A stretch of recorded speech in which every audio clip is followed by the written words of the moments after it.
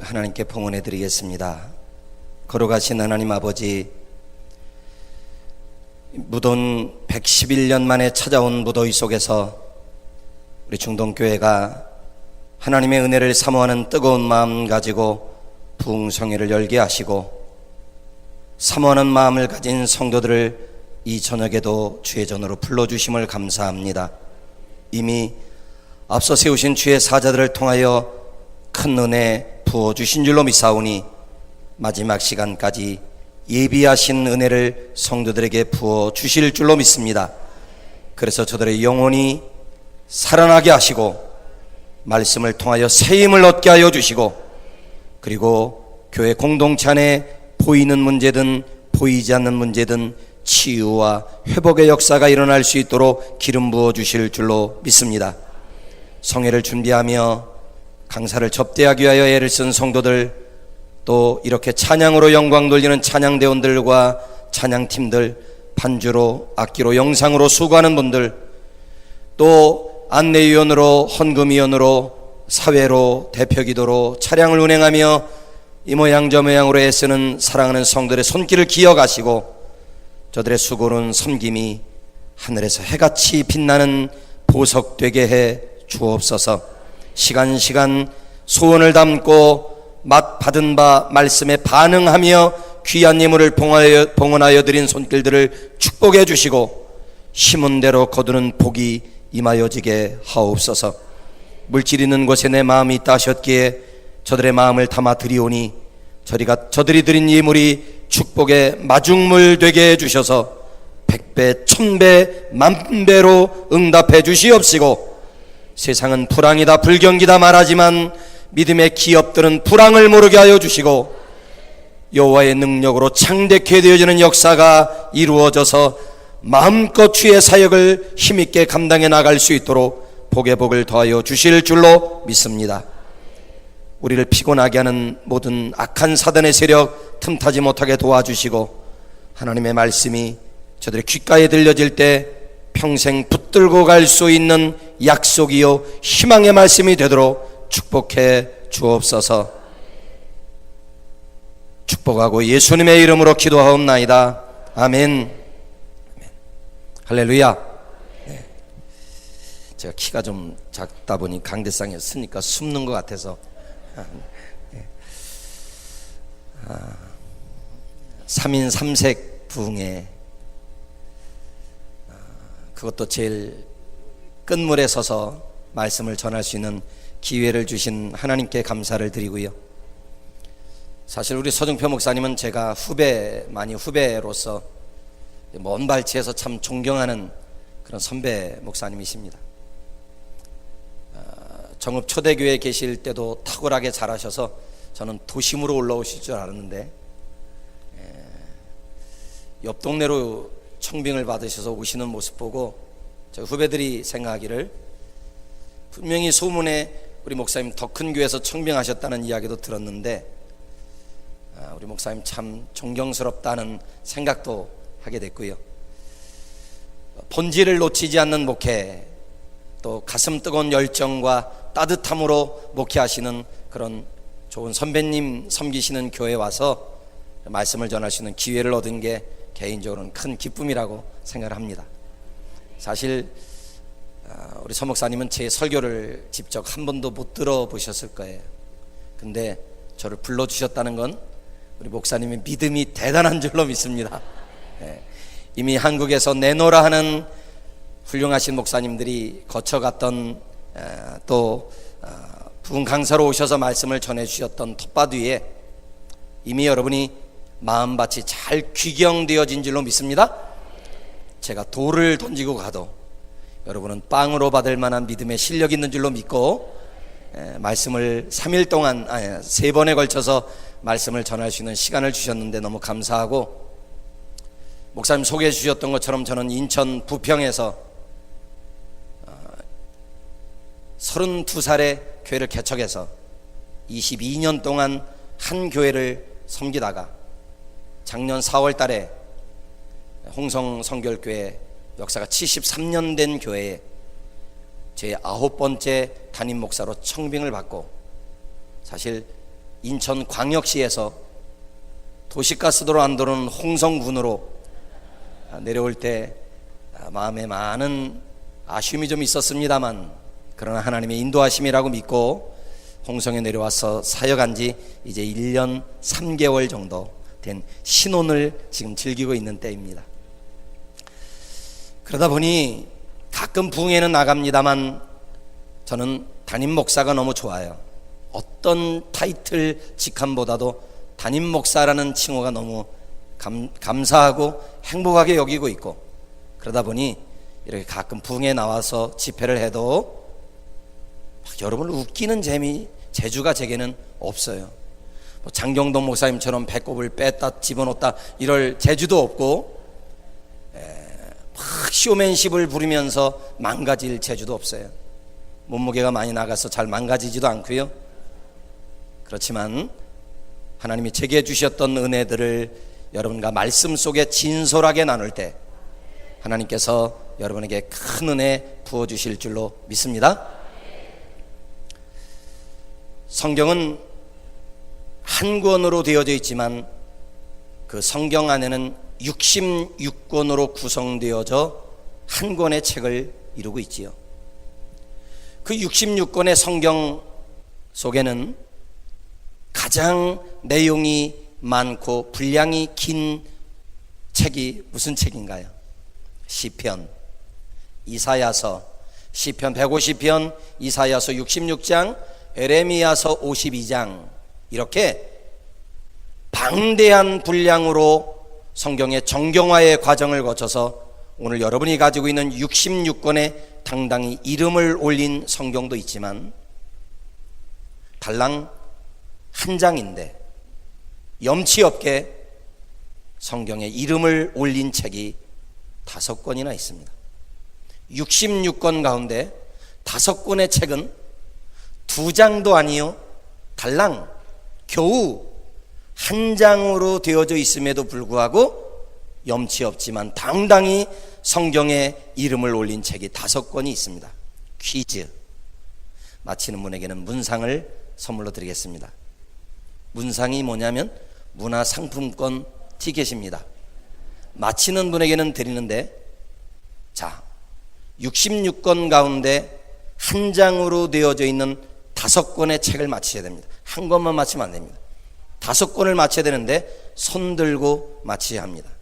네, 만약에 틀리면 제게 10,000원을 바꿔치기 하는 겁니다. 네, 좋습니다. 해보십시오. 오바디아, 요한 2, 3서, 빌레몬서, 유다서. 띵동댕 박수. 와. 제가 어디 가서 집회하면서 이걸 한 방에 마친 분은 군산 중동교회가 처음입니다. 와, 이따가 가져가세요. 네. 자, 복습합니다. 구약 성경에 한 장짜리 책이 한 권 있어요. 이름이 뭐라고요? 오바디아. 이름도 어려워. 오바디아서. 신약 성경에 4권이 있는데 요한 2서, 요한 3서, 우리가 읽었던 빌레몬서와 유다서가 한 장으로 되어져 있는 책입니다. 그러다 보니 이 빌레몬서를 찾기가, 유다서를 찾기가, 오바다서를 찾기가 쉬워요, 어려워요? 어려워요. 손가락이 굵은 사람은 절대 못 찾아. 들에 나가서 밭일을 많이 해서 손에 상처가 많이 난 분도 절대로 빌레몬서를 한 방에 못 찾아. 아마 지금 여러분들도 빌레몬서를 여전히 못 찾고 찾은 것처럼 아무데나 펴놓고 지금 설교를 듣는 분들이 분명 계실지 모르겠어요. 그렇게 한 장짜리라 어려워요. 그런데 사람들이 참 이상하죠. 규모가 크거나 양이 많거나 뭔가 눈에 보이는 사이즈가 커 보이면 우와 이렇게 놀래주는데, 규모가 작거나 무언가 분량이 적어 보이면 얕잡아 보는 경향들이 사람에게 있을 수 있어요. 목사님 키가 몇이래요? 185야. 이 목사님은요? 나 185보다 조금 작아. 아니 키가 크다 그러면 사람들이 와, 그러다가 키가 작다 그러면 괜히 깔보는 경향이 있을 수 있고, 아파트 집 몇 평에 살아요? 60평짜리 아파트에 산대 우와 그러다가 죄송해요 반지하에 산대 그러면 사람이 괜히 얕잡아 보는 경향들이 있을 수 있단 말이에요. 그래서 시편과 이사야서, 에레미야서처럼 방대한 분량으로 기록되어진 책을 높이 평가하는 경우들이 있고, 한 장짜리이기 때문에 우습게 보는 경향들이 있을 수는 있으나, 저는 오늘 여러분에게 빌레몬서를 가지고 씨름하면서 그 성경에 나오는 어떤 책보다도 한 장짜리지만 심오하고 깊이가 있고 하나님 아버지의 마음을 가장 깊이 농축시켜주고 있는 이 빌레몬서를 가지고 여러분과 1시간 정도 씨름을 해보려고 합니다. 바울이 인생 끝무렵에 있을 때 바울은 아주 쓸만한 젊은이 한 사람을 만나게 돼요. 그 사람의 이름은 오네시모라고 합니다. 저는 주로 설교를 저 혼자 일방적으로 하지 않고 스토리텔링이라고 해서 여러분과 좀 주고받는 대화, 커뮤니케이션이 있었으면 좋겠다. 여러분이 아는 것은 아이고 잘난 체 하네 그러지 않을 테니까 언제든지 이야기하시면 그분과 제가 소통하면서 설교를 이어갈 수 있을 것 같아요. 바울이 인생 노년의 끝 무렵에 아주 쓸만한 젊은이 한 사람을 만나게 되는데 그 사람의 이름은 오네시모라는 젊은이입니다. 오네시모라고 하는 이름의 뜻은 유익한 자, 이로운 자, 누구누구에게 도움을 주는 자, 그런 아주 좋은 이름의 의미를 가지고 있지요. 사람들은 누구나 다 이름이 있습니다. 길거리에서 이름을 5,000원 내고 이름을 지었던, 장명소에서 이름을 지었던, 목사님에게 이름을 지었던, 과거에 여러분이 다녔던 절간의 스님으로부터 이름을 지어받았던, 이름을 지을 때는 항상 의미와 뜻을 그 이름에 담아요. 사실 저는 제 이름이 마음에 안 듭니다. 춘자가 들어가는 건 왠지 좀 촌스러워. 제 이름은 한문으로 봄춘자를 쓰고 나 오자를 쓰는데 해석하면 나는 봄이다. I am spring. 이게 내 이름이에요. 아니 봄이 어쩐 건데, 옛날 지구촌 교회를 담임하셨던 이동원 목사님의 이름의 뜻은 동력동자에 으뜸원자를 써서 동쪽에서 으뜸이 되거라. 이름이 뽀다구가 나는데 나는 봄이다, 이게 뭐야? 어찌되었든 그 이름이 세련된 이름이든 촌스러운 이름이든 이름에는 의미가 담겨져 있어요. 한 번은 저희 교회 권사님 한 분이 김은혜 권사님이신데 병원에 입원을 하셨어요. 그 병원에 부목사님들한테 연락처를 받고 신방을 갔더니 병실 입구에 환자 이름이 아무개 땡땡 아무개 땡 이렇게 이름이 있잖아요. 그런데 816호를 갔는데 환자가 없어. 그리고 다른 이름이 써 있는 거야. 그래갖고 이상하다 싶어 부목사님한테 다 전화를 해서 아니 김은혜 권사님 몇 회 입원하고 있어요? 그랬더니 목사님 816호 맞아요. 갔더니 이렇게 병실을 6인실을 한 명 한 명 살펴보고 돌아다니다 보니까 거기 우리 내가 아는 김은혜 권사님이 거기 누워 계신 거예요. 근데 병원에서는 김은혜라는 이름은 예명이었고 그의 본명이 적혀 있는데 그 본명을 보고 제가 깜짝 놀랐어요. 이름이 김끝년이야. 그 친정엄마가 딸을 8을 낳는데 8번째 딸이에요. 그래서 이름의 의미를 짓기를 인연이 제발 끝년이 됐으면 좋겠다 해서 진짜 이름을 호적에 끝년이라고 올렸어요. 이분은 그걸 교회에서는 차마 헌금 시간에 김끝년 권사님 이럴 수 없으니까 이름을 은혜로 바꿨죠. 어찌되었든 이름에는 의미를 다 담아요. 함축되어진 짧은 이름이지만 그 이름에는 그 아이의 비전과 운명과 미래 역사를 담아낼 수 있을 만한 이름의 의미를 부여해서 이름을 지어요.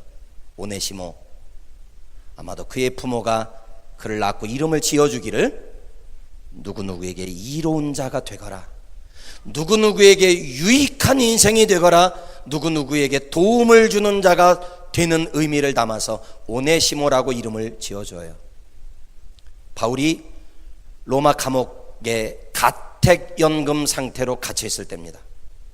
그러니까 밖을 나갈 수는 없지만 자기 집을 찾아오는 사람들은 만날 수 있는 집안에 감금되어져 있는 가택연금 상태로 갇혀 있을 때 오네시모를 만나요. 어떤 경로를 통해서 만나게 됐는지는 알 수는 없으나 바울이 오네시모를 만나게 되었고, 갇혀있는 바울을 찾아왔던 오네시모를 만나 바울은 오네시모에게 복음을 전해줘요. 그런데 오네시모가 얼마나 복음의 수용성이 있는지 그 복음을 잘 받아들이는 거야. 복음을 받아들이고 난 후에 바울을 자주 찾아오니까 바울은 그런 오네시모에게 하나님의 말씀으로 양육을 해나가기를 시작하는 거예요. 그런데 놀랍게도 이 친구가 하나를 가르쳐주면 둘을 알고, 둘을 가르쳐주면 셋을 알고, 셋을 가르쳐주면 다섯을 알 정도로 똑똑한 거예요.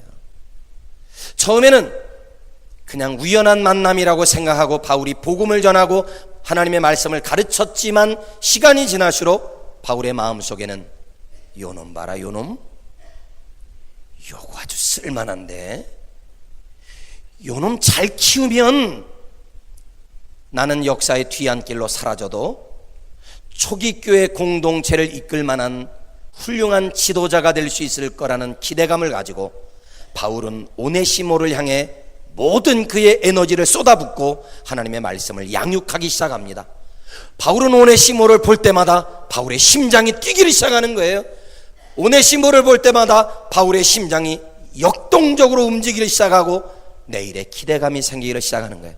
이 친구 잘 키우면 진짜 훌륭한 물건이 되겠다. 그러면서 바울이 흥분을 해요. 저도 40대 중반까지는 교회를 개척해서 40대 중반까지 달려오는 동안에는, 그러니까 한 15년 정도쯤 됐을 때까지는 나만 바라보고 목회했던 것 같아요. 나만 바라보고 내 교회만 생각하고, 그도 그럴 것이 월세 보증금 2천만 원에 월 60만 원씩 내는 상가 30평을 얻어서 32살에 만삭인 아내와 함께 교회를 개척했는데, 교회 개척이 그리 쉬운 게 아니더라고요. 정말 힘겨운 인생의 때를 보내면서 어떻게 하든지 상가를 모면해 보려고, 월세를 모면해 보고, 전세를 모면해 보려고 애를 얼마나 발버둥을 쳤는지 몰라요. 그러다 보니 나만 보고 목회하다가 정말 하나님이, 저는 참 부족한데 엄청난 은혜를 부어주셨어요. 그 30평 작은 상가 건물에서 성도도 없이 교회를 개척했는데, 조금 지나고 나면 1년 지나고 나면 30명이 되고, 1년 지나고 나면 50명이 되고, 1년 지나고 나면 70명이 되고, 1년 지나고 나면 90명이 되고, 희한합니다. 1년마다 하나님이 홀수를 좋아하는지 3, 5, 7, 9로 이렇게 교회가 성장을 해 나가더라고요. 그러던 가운데 60평짜리 조금 더 넓은 곳으로 이전을 하고, 그 다음에 140평짜리 빌딩으로 전세로 이전을 하고, 210평으로 이전을 하고, 그러다가 10년 동안 상가를 전전하면서 10년 동안 상가교회를 목회했어요. 그러다가 딱 개척한 지 10년 되었을 때 하나님은 제게 성전 건축에 대한 열망을 주셨어요. 210평보다 더 큰 빌딩이 없어 갈 데가 없는 거예요.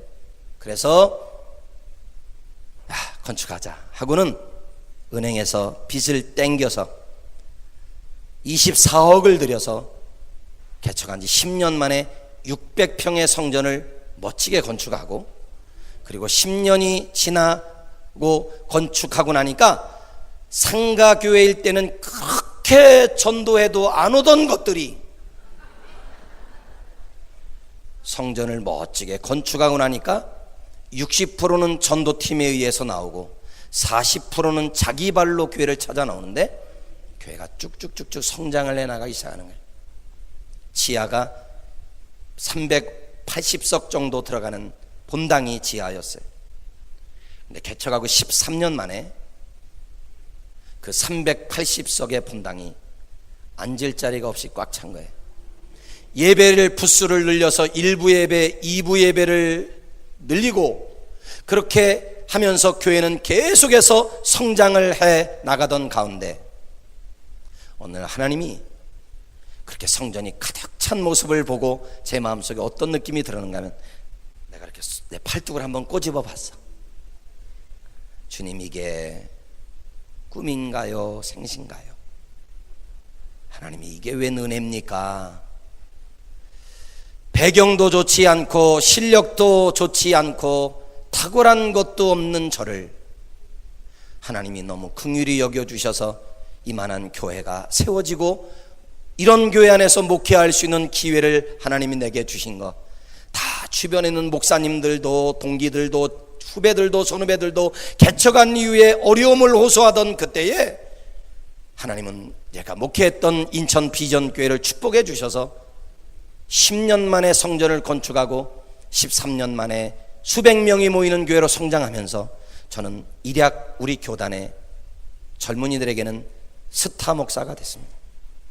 개척에서 성공한 목사 누구냐? 그러면 항상 이춘호라는 이름이 첫 번째로 거론될 만큼 제 이름은 교단 안에서 많이 불려졌고, 그러다 보니까 전국적으로 작은 교회 세미나, 얼마 전에도 이 군산 지방에 작은 교회 목회자 세미나 강사로 제가 다녀갔던 적이 있었는데, 그렇게 전국을 다니면서 작은 교회 목사님들을 모아놓고 어떻게 하면 상가교회를 면할 수 있는지, 어떻게 하면 우리 교회가 부흥할 수 있는지 나름대로 제가 거쳐왔던 노하우들을 전하면서 그렇게 사역을 진행해 왔어요.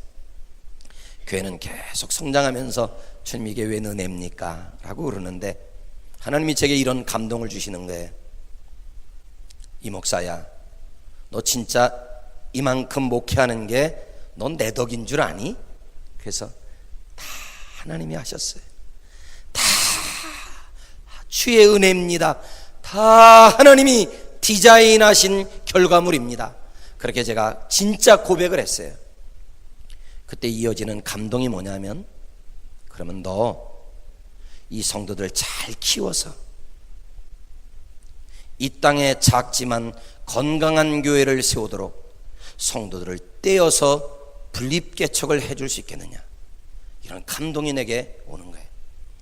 저도 교회가 한참 성장해 나가면서 또 작은 교회 목사님들을 만나고 내가 개척을 해봤으니까 개척이 얼마나 어렵고 힘들다는 걸 아니까 우리 한국교회의 개척에 대한 새로운 패러다임이 이루어져야 되겠다.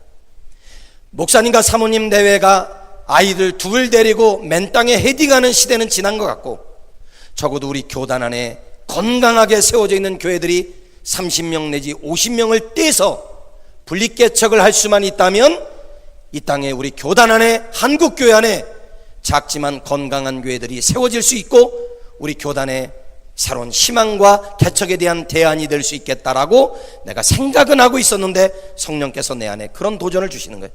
네가 그거 한번 해봐라. 순종해서 2009년도에 성도들을 떼서 제가 있던 교회에서 2km 떨어진 곳에, 같은 감찰입니다, 하늘 비전교회라고 분립개척을 해서 성도들을 떼어내보냈어요. 장로님 가정과 엑기스 성도들 떼어내보내고, 그로부터 4년이 지난 2013년도에 저희 교회에서 800m 떨어진 곳에 한 예수 비전교회라고 두 번째로 성도들을 떼어서 분립개척을 해서 제 밑에 5년 넘게 사역을 했던 부목사님을 담임 목사로 내보냈어요. 제가 가지고 있었던 꿈이 뭐냐면, 나는 10,000명 목회, 5,000명 목회, 나 그런 야망 없고 단지 내가 지금 있는 1,000명의 목회는 감당할 수 있겠다.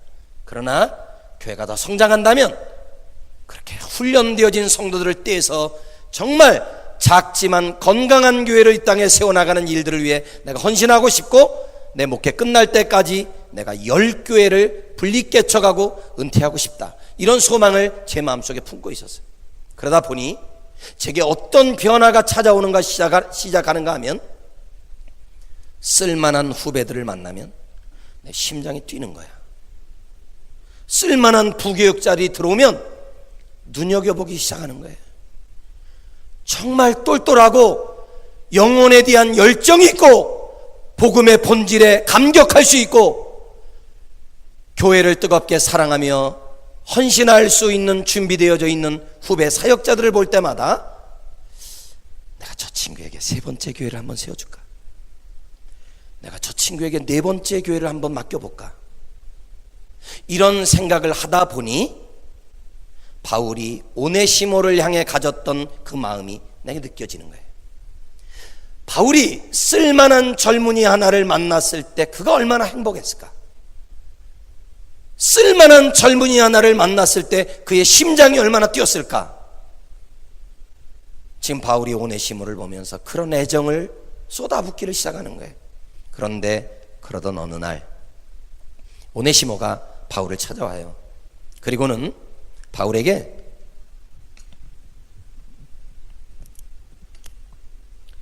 선생님, 오늘은 제가 선생님 말씀 듣고 싶은 것이 아니라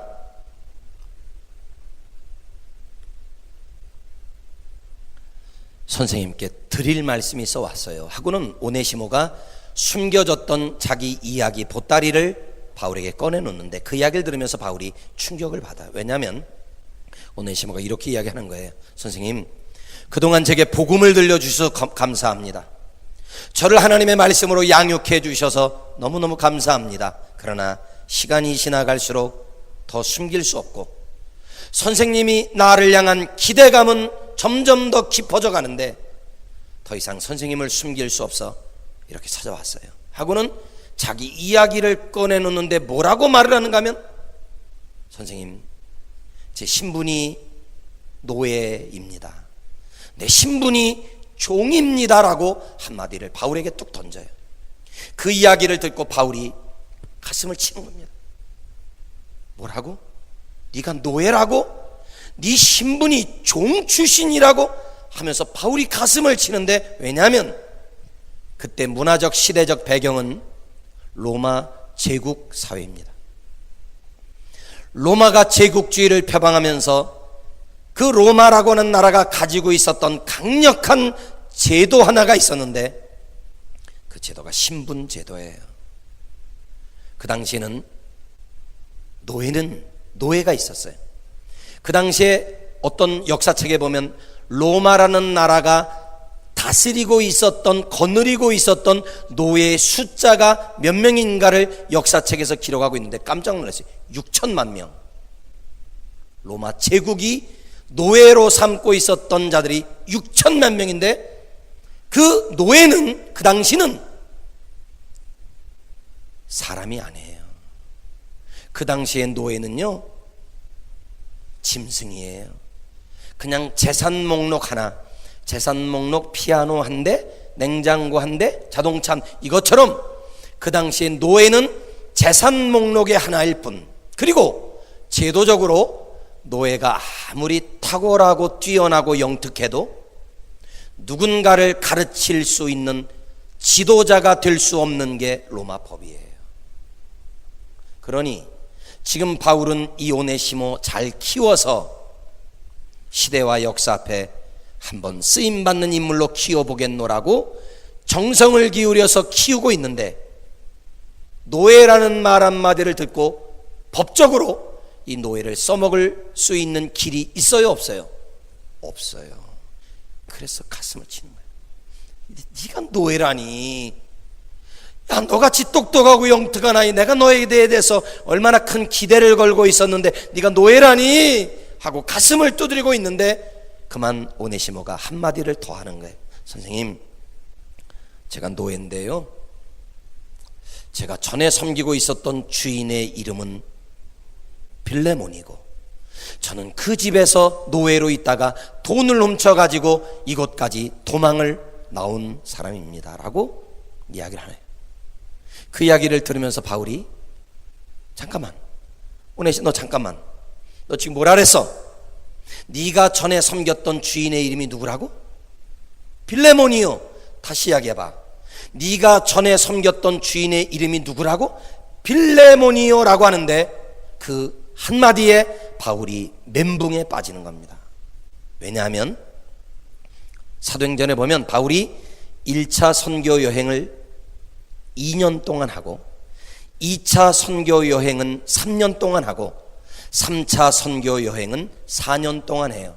그러니까 바울이 1차, 2차, 3차 선교 여행, 사도행전에 나오는 여행은 약 9년에 걸친 여행이고 마지막 로마 여행까지 있습니다만 그 바울이 3차 선교 여행을 4년 동안 하면서 가장 오랜 기간 동안 머물렀던 지역이 어딘가 하면 에베소라는 지역에, 그 에베소 두란노 서원이라는 곳에서 바울이 2년을 머물면서 집중적으로 제자 훈련을 가르쳤던 때가 있었는데, 그때 바울 밑에 와서 2년 동안 제자 훈련을 받은 인물이 누구야?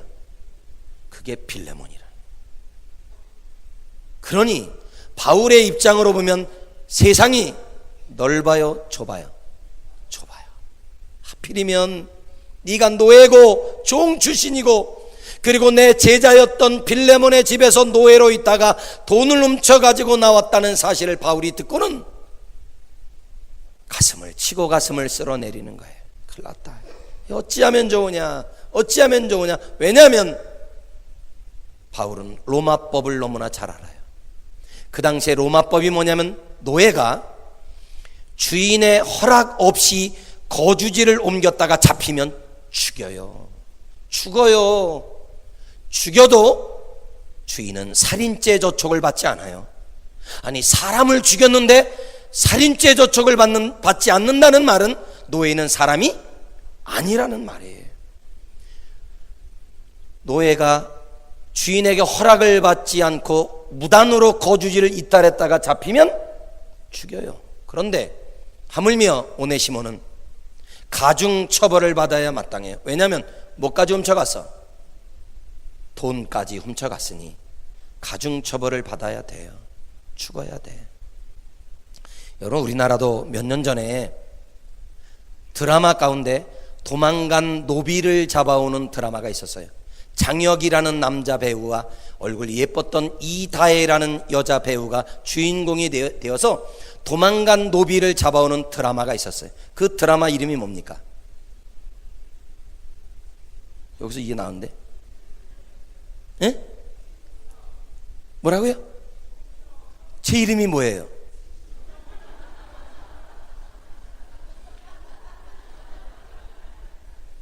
그때 나왔던 드라마 이름이 추노예요.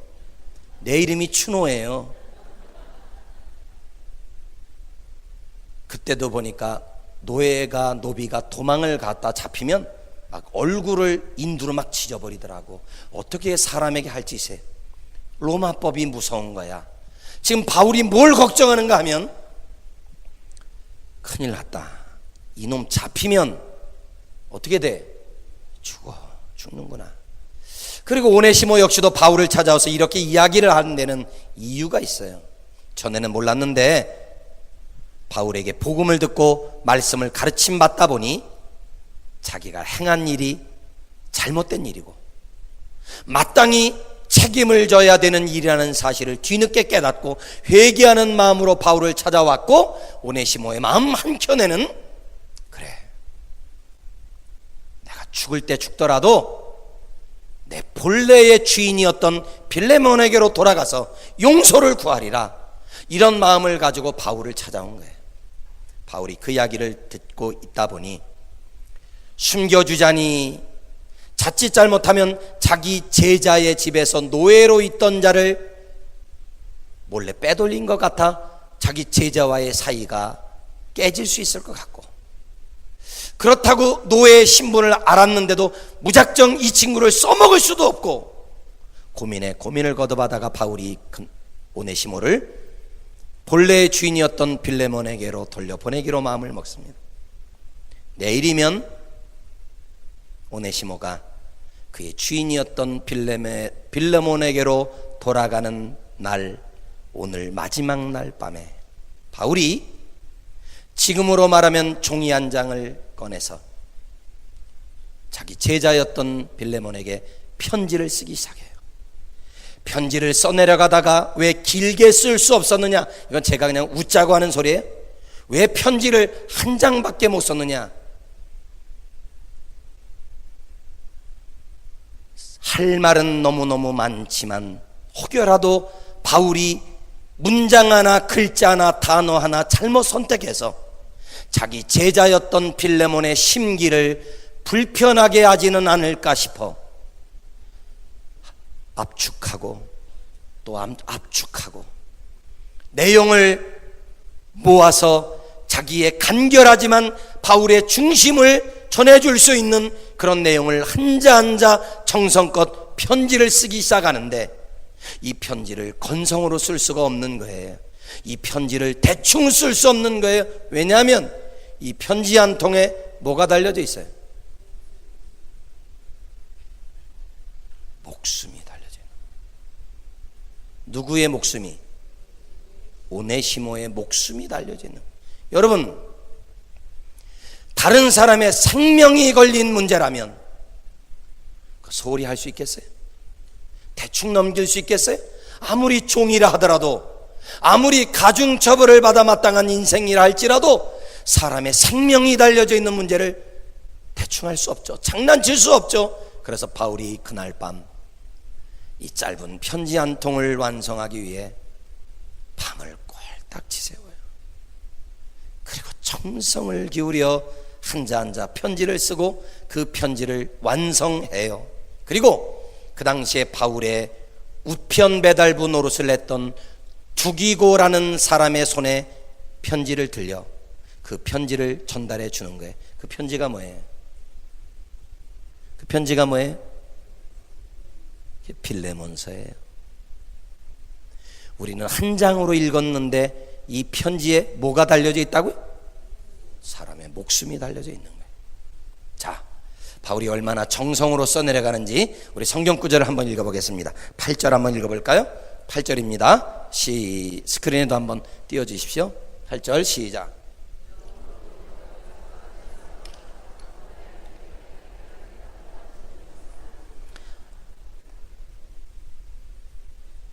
이러므로 내가 그리스도 안에서 아주 담대하게 내게 마땅한 일로 뭐할 수도 있으나 명할 수도 있으나는 뭐의 준말입니까?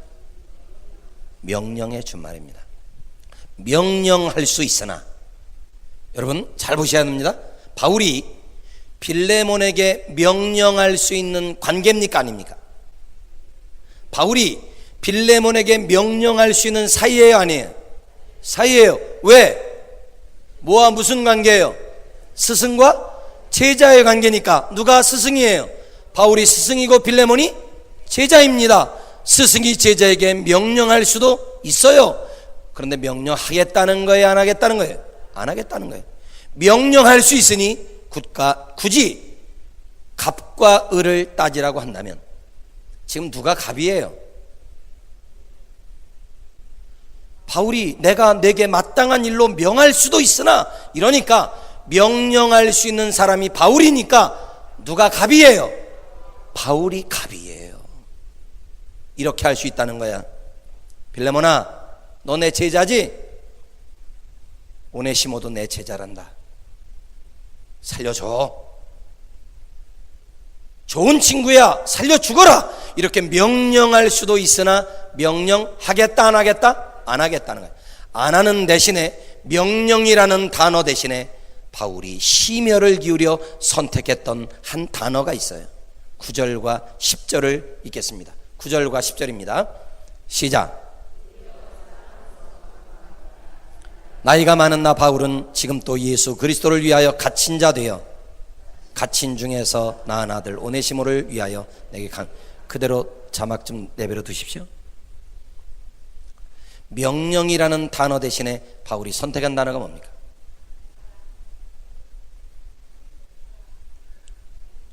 네, 여러분이 한 말이 다 맞아요.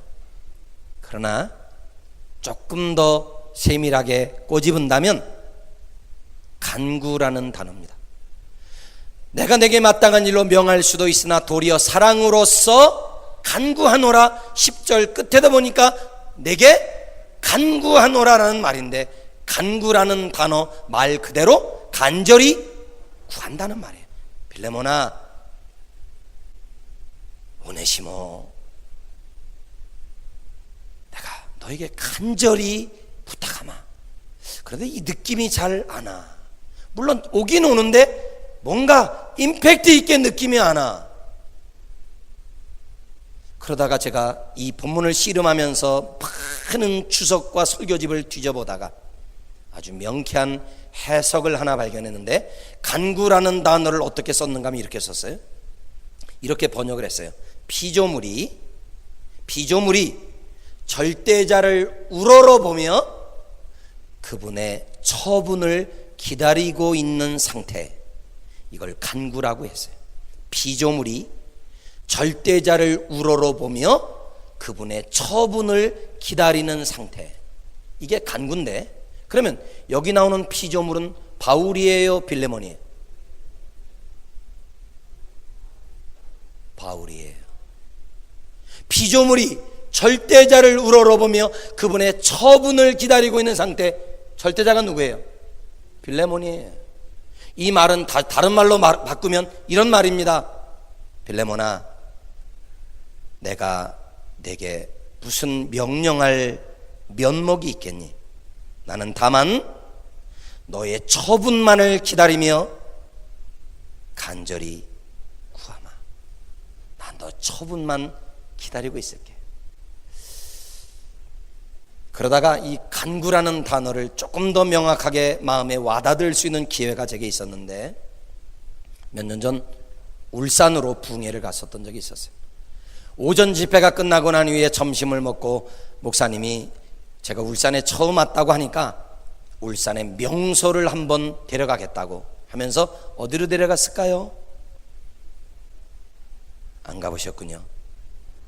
간절곶이라는 곳이, 간절곶, 아주 절벽 깎아지는 절벽 위에 멋진 카페촌처럼 형성되어져 있는 멋진 풍광을 이루고 있는 곳인데, 거기 올라갔더니 큰 돌비석에 간절곶 이렇게 써 있고, 그 조금 떨어져서 보니까 엄마 동상 하나와 그 엄마의 딸내미로 보이는 아이의 동상 하나가 돌로 먼 바다를 주시하고 있는 동상 두 개가 간절곶 옆에 세워져 있었어요. 전 궁금해서 이 간절곶이 어떤 의미가 있는지 목사님이 제게 설명해 주시기를 여러 가지 학설이 있으나, 가장 제 마음에 와닿던 것은 이 동상과 간절곶이 어떤 의미가 있는지 이런 거라는 거예요. 이 여인의 남편이 어부예요. 이 아이의 아빠가 어부예요. 며칠 전 만선을 꿈꾸며 먼 바다로 고기잡이를 떠났어요. 어제가 돌아오는 날이었어요. 그런데 이게 웬일인지 바다 한복판에 거대한 폭풍우가, 태풍이 불어 남편의 연락이 두절된 거예요. 어제가 남편이 만선을 꿈꾸고 돌아오기로 약속한 날인데 남편의 생사를 알 길이 없어. 남편이 죽었는지 살았는지 연락이 두절된 상태 속에 여전히 거대한 폭풍우가 몰아치고 있는 바다를 내려다보며 이 어부의 아내와 그리고 어린 딸내미를 데리고 바다가 바라보이는 그 높은 언덕에 올라가 제발 우리 남편 무사히 귀환하기를, 제발 우리 아빠 무사히 살아 돌아오기를, 그렇게 간이 절절히 녹아내리듯이, 애간장을 녹이듯이 그렇게 빌다가 굳어진 곳, 그게 간절곶이라는 거예요. 여러분, 그 여인의 간절함이 느껴지겠어요? 그 아이의 간절함이 무엇인지 느껴지겠어요? 바울이요, 지금 자기 제자였던 빌레몬에게, 빌레몬아, 네가 갚해라, 내가 을할게, 내가 너한테 무슨 명령하겠니? 이런 입장에서 난 그냥 너의 처분만 기다리며 그냥 기도하고 있을게. 그런 간절한 마음으로 명령이라는 단어 대신에 간구라는 단어를 선택해. 그런데 그 다음 구절에 보니까 아우, 이런 말은 안 해도 되는데 바울이 자존심까지 내려놔. 그 구절 한번 찾아볼까요? 9절입니다. 9절 시작. 도리어 사랑으로서 간구하노라. 나이가 많은 나 바울은 지금 또 예수 그리스도를 위하여 갇힌 자들. 바울이요, 자기 제자에게 비굴할 정도로 자존심을 내려놓고 있어. 뭐라고 말해요? 자존심을 내려놓는 단어 하나를 찾는다면 나이가 많은 나 바울은, 이런 말이에요. 빌레몬아, 네가 갑이야. 네 처분에 따를게. 내가 뭘 말하겠니? 나는 너의 처분만 바라보며 기도하고 있을게. 이 늙은이의 부탁, 이 늙은이의 부탁 한번 들어주지 않을래? 여러분 용서하고 들으십시오. 나이가 많은 게 자랑일 수는 없으나 바울은 자기 제자에게 이 늙은이의 부탁 한번 들어주지 않을래? 라고 말하고 한술 더 떠서 자존심만 내려놓는 것이 아니라 동정심까지 유발하면서 자기 제자에게 굽실거리고 있어요. 지금 어디 있대요? 자기가 어디 있대요? 나 감옥에 있다. 야, 나 불쌍하게 좀 여겨주면 안 되겠니?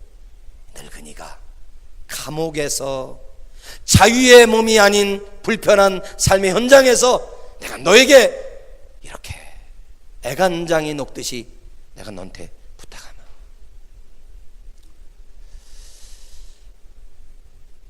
좀 건너뛰겠습니다. 18절 한번 읽어볼까요? 18절입니다. 시작. 그가 만일 내게 불의를 하였거나 내게 빚진 것이 있으면 그것을 내 앞으로 계산하라. 오네시모가 뭐 훔쳐갔다고요? 영수증 누구한테 보내래요? 그럼 어떻게 하겠다는 거예요? 갚아주겠다는 거예요. 근데 이 말은 뻥이에요. 바울은 자비량 사역을 했잖아요. 텐트 만드는 일. 왜 바울이 텐트를 만들었느냐? 저는 처음에 의아했어요. 아니, 우리나라처럼 바캉스 시즌이 있는 것도 아니고 사람들이 캠핑을 가서 텐트를 치기 위해서, 텐트가 그렇게 그 당시에 뭔 캠핑場이렇게 많았을까 했는데 나중에 알고 보니까 이 제국주의와 연관이 되는 거예요. 제국주의는 가장 돈 되는 사업이 뭐냐면 전쟁이에요. 로마 제국주의는 주변에 있는 세계 모든 나라를 정복하는 거예요. 그러면 지금은 미사일이 날아가고 비행기가 폭격을 하고 그러지만 그때 당시에 나라를 빼앗으려면 다 누가 가야 돼? 사람이 가야 돼. 병사가 다 가야 돼. 그러면 병사들이 하루아침에 먼 나라를 가요? 가다가 수경하고, 가다가 텐트 치고 자고, 가다가 천막 치고 자고, 가다가 천막 치고, 그 천막이 바울이 만들었던 천막의 용도 가운데 하나예요. 그러니 바울이 텐트를 만드는 족족 로마 제국에서 그 텐트를 수용할 만큼 그렇게 돈이 됐어요. 그런데 지금 어디 있어요? 감옥에 있어요. 텐트 못 만든 지 오래됐어요. 돈 없어요. 그런데 영수증 달래요. 그러면 내가 대신, 이 말은 한마디로 말하면 어떤 희생의 대가를 지불하더라도 뭐 하고 싶다는 거예요? 뭐 하고 싶다는 거예요? 오네시모 살려내고 싶다는 거예요. 할렐루야. 이제 말씀을 좀 마무리할게요.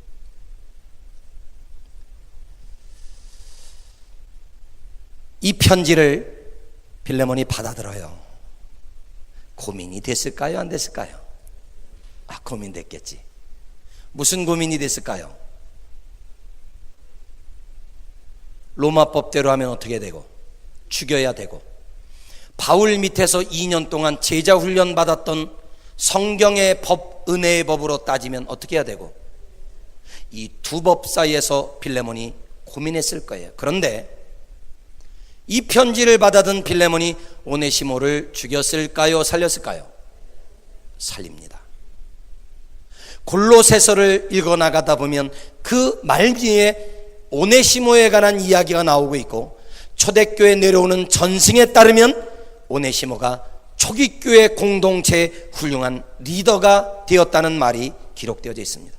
그런데 이건 대단한 일이에요. 왜냐하면 그 당시에 그러면 노예로서 리더가 됐다는 말은 노예를 없앴다는 말인데, 이건 신분 세탁입니다. 그 당시에 노예의 호적을 정리해 주려면 로마라는 나라에 엄청난 돈을 갖다 바쳐야 합니다. 그래서 신분 세탁이 가능했어요. 그거 지금 빌레몬이 했다는 거예요, 안 했다는 거예요? 했다는 거예요.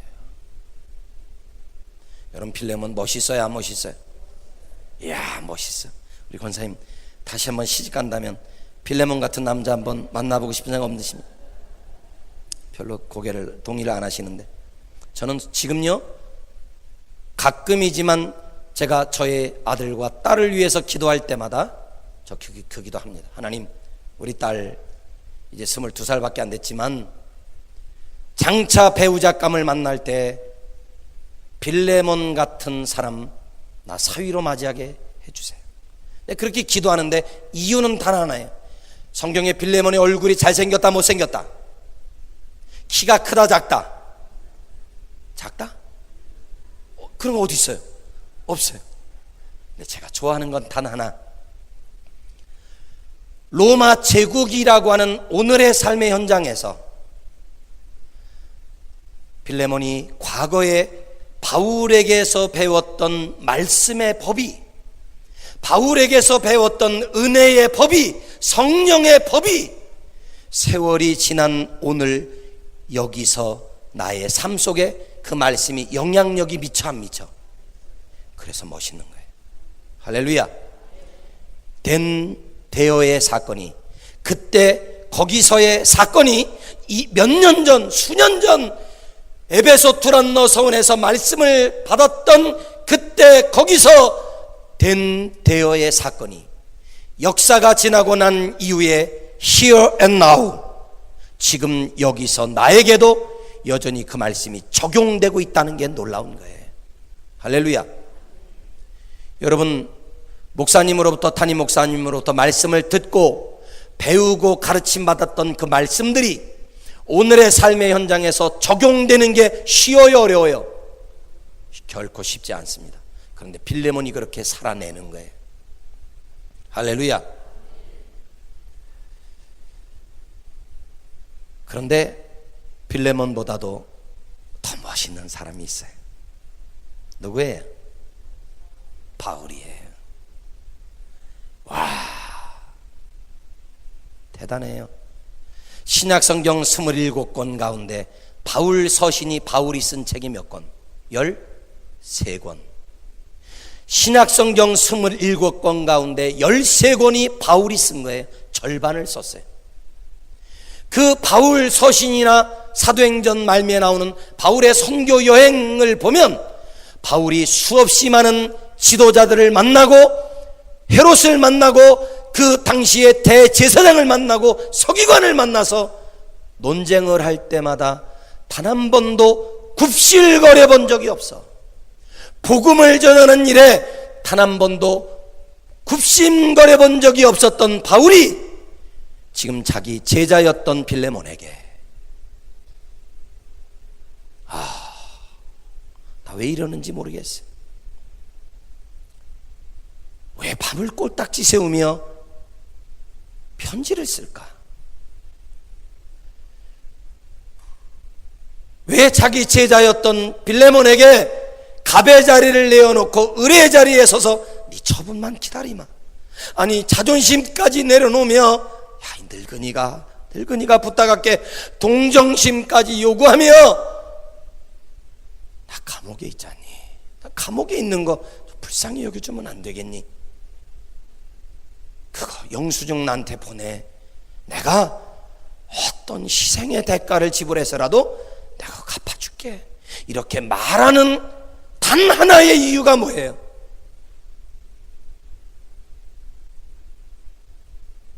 오네시모, 그 한 영혼 살리고 싶은 거예요. 제가 부흥의 마지막 주자로 서서 이 저녁에 여러분에게 도전하고 싶은 부분이 이 부분입니다. 여러분에게 묻겠습니다. 여러분 지금까지 이렇게 교회를 섬기고 우리 군산 중동교회가 그래도 우리 성결 교단 안에서 군산에서 제일 큰 교회로 영향력 있는 교회로 세우는 동안 우리 목사님, 장로님, 권사님, 집사님들 얼마나 애쓰며 여기까지 오셨겠어요. 여러분의 수고로움에 우리 하나님이 복 주시기를 축복합니다. 그러나 지금까지 예수님을 믿고 신앙생활을 해오는 동안 여러분 누군가 한 사람 살려내기 위해 이렇게 애써 본 적이 있으세요? 누군가 예수 믿지 않는 한 사람 믿음의 자리에 세워보겠노라고, 누군가 예수 믿지 않는 한 사람 살려내서 하나님의 나라 백성 삼아보겠노라고 밤을 지새우며 그 영혼을 붙들고 씨름해 보신 적이 있으셨나요? 영혼 하나 살리려고 여러분 자존심 내려놓고 갑의 자리 내려놓고 기꺼이 을의 자리 서서 내 등짝 한번 딛고 가라고 그렇게 양보하며 배려해 보신 적이 있으셨나요? 여전도회가 바자회를 앞두고 막 열심히 준비하다가 권사님 두 분이 싸웠어. 왜 싸웠느냐? 나 싸운 이유를 듣고 가슴이 아팠어요. 민족 복음화, 세계 통일, 하나님의 나라 확장, 세계 선교 이런 걸 위해 싸운 게 아니라 바자회 때 들기름 팔 거냐 참기름 팔 거냐 이거 가지고 70세 되신 권사님과 50대 후반 된 권사님이 싸웠어. 다 그 해당 여전도의 회장들이야. 안건을 내놓으면서 이야기할 수 있는데 결국 누구의 뜻이 관철되었는가 하면 들기름 팔자는 70대 후반의 권사님의 뜻이 관철이 돼서 결국 바자회 때 들기름은 팔았습니다만 젊은 권사님은 교회를 떠났어요.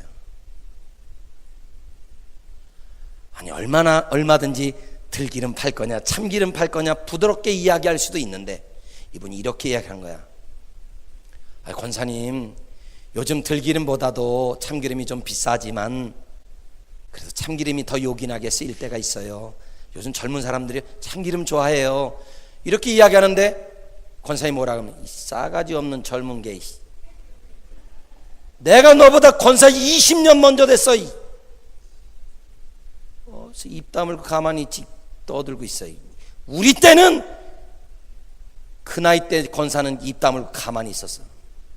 이러면서 막 야단을 친 거야.